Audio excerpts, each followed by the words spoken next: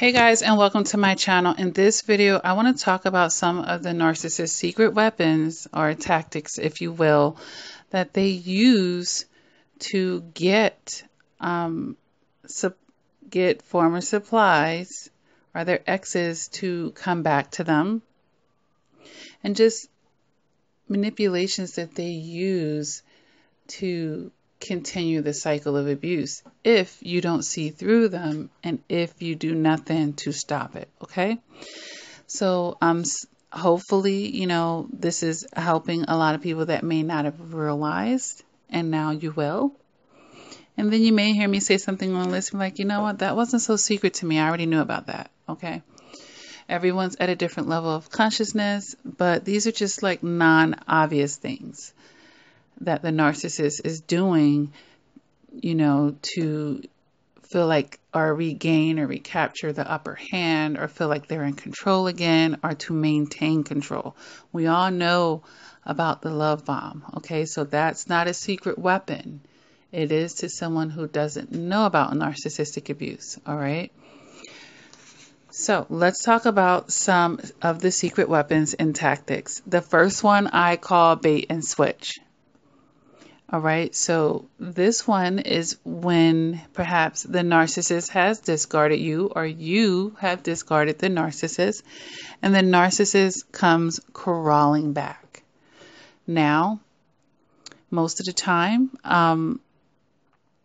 if you are dealing with a narcissist, this person has been pretty egotistical, has been pretty holier than thou, has put themselves above you. So when you see this narcissist crawling back on their knees, it might make you feel like, okay, it might be a stroke of your ego at that point, and the narcissist knows that. Okay, and especially in the situations where you discarded them and they're crawling back on their knees. If you believe that person is a narcissist, you better watch out, because they're only coming back to regain control, and they don't mind looking weak initially if they know or if they feel like they will be powerful in the end. So if they say, you know what, I got dumped by this person, I feel rejected, I feel abandoned, and I don't appreciate them making me feel insecure like that. I don't appreciate that person triggering that within me. I'm going to do what I have to do to get back now.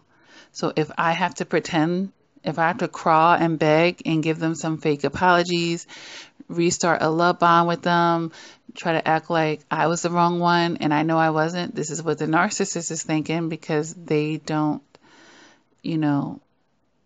take their portions, they don't take accountability. Well, they will do that. They're fine with looking like the weak one initially to feel like the strong one in the end. And what you will find is they'll crawl back and they're wearing you down. If you let them, then you take them back, because they're seemingly humble. They're trying to use that humility thing. Then as soon as you let your guard down, they go back up. They ain't crawling no more.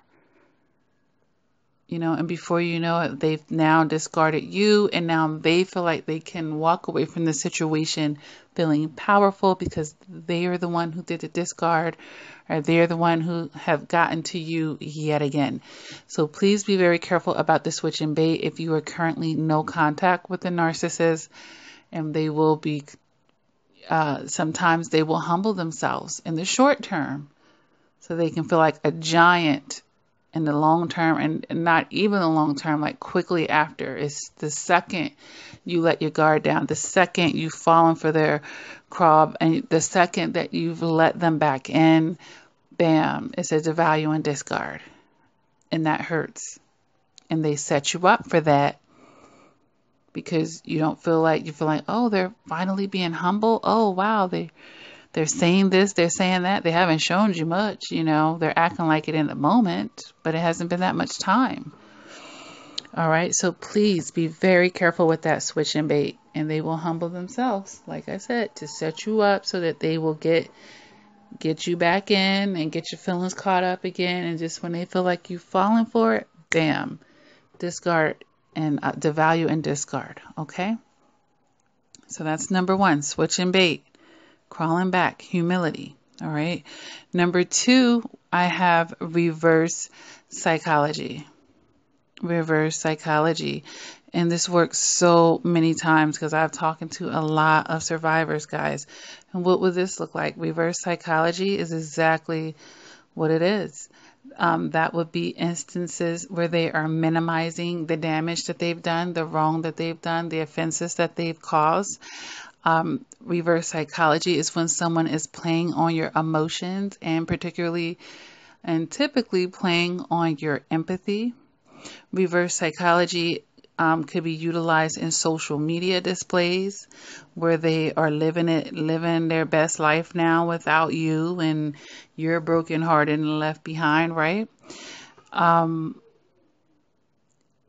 These are the reverse psychologies. And then if we want to go even lower beneath the surface, the discard sometimes is the reverse psychology because that narcissist knows it's not the final discard for them. But if discarding you triggers you to get back on your toes again, triggers you to succumb to their needs and desires and wants and demands, then hey, if they know they can discard you and make you feel abandoned and rejected and insecure, then hey, that's a reverse psychology because ultimately they just still want to be with you. They just want to break you down some more. So sometimes people walk away to test. Will you fall apart? Will you act like you have no life, no world, you can't breathe without them? Will you then, try to chase the relationship? This is all a reverse psychology, and the minimizing or not even acknowledging things, that of course is the gaslighting. So yes, reverse psychology, but looking at it from a whole full picture and not just gaslighting, guys. Okay. So the third thing that I have on this list is stalling and dragging their feet. A lot of times you guys live with a narcissist or, you have common material things with a narcissist perhaps, and you break up and they're taking forever to get their things. It's not because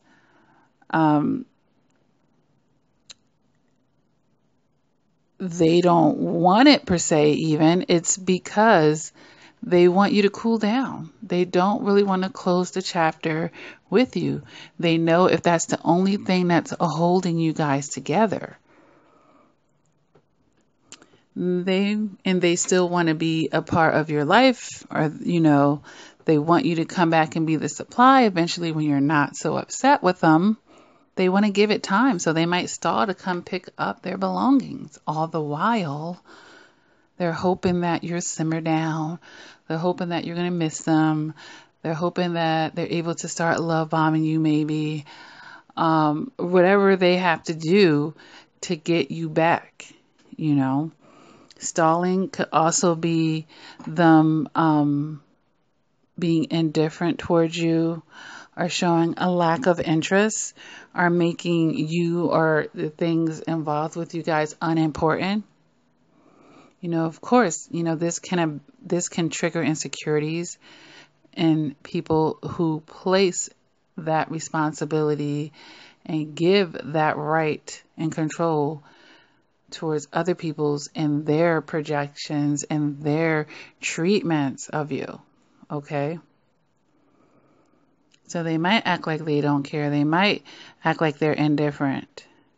But really, they're just stalling. They're stalling to see if they can recapture control. They're stalling to see if your mind reverts back, if you stop being strong, if you stop standing up, if you buckle in and give in and, fall back to the way that it was. Like, how long are you going to be able to stay strong and keep that face in their mind? Is this just a poker face, or is this really who you are? So they're stalling and dragging their feet to see. They don't really want to end the connection. They're not really convinced yet that this is over. They don't want it to be over. So they're stalling transactions. They're stalling picking up their things to see. Okay. So, knowing these secret weapons, can certainly help you stay several steps ahead of manipulative people and, toxic people such as the narcissist. All right. All right. So I hope that this helps someone. I do offer one-on-one coaching, guys, and this can be voice calls. This is through emailing.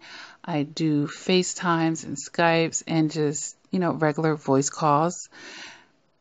You can go to my website, lakiacrawford.com, and there's all types of packages, guys, on there that you can take advantage of to, see what can help you. I even have mobile texting support, and that's really great for someone who's feeling really sensitive or who's susceptible to the narcissist Hoover. Look, you can text me instead of them, and have some support right there at your fingertips to help you stay strong. All right. And that's priceless, guys. Be willing to invest in yourselves. I have the support group, guys, over on Facebook, Lakia Reflection and Progression. That link is beneath all of my videos. Please inbox me and let me know that you are a survivor. Okay? And take what you can, just scroll down, and there's an endless supply of statuses and posts that I've put up, things that I share. And then every day I make a daily post where any survivor can go on a thread and share information, uplift one another. So, this is a good opportunity to extend your support system, okay? And it certainly can't hurt anything, right? All right, and with that being said, guys, I have written 4 books, and you're very welcome to, take a look at them, especially for those of you who have a hard time accepting endings, and for those of you who want to increase your emotional maturities. Just learn more about relationships, because life is full of relationships, with people, places, and things, okay? I always recommend that my books be read in order. I have the X Factor Volume 1, the X Factor Volume 2, The Beauty of the Eye, and for those of you who have experienced sexual abuse, I have Silent Tears, all right? It's a very personal, private book. Therapeutic that you can do in the privacy of your home. All my books are available in ebook and hard copy, and that's on Amazon.com and Barnes & Nobles. If you go through my website, you can get signed copies, all right? These are great ways to fill the void and increase, your intelligence on psychology and your shadow work with yourself, emotional intelligence, and just a lot of relational pearls there, guys, all right? And with that being said, please continue to do the work. Continue to keep your eyes open.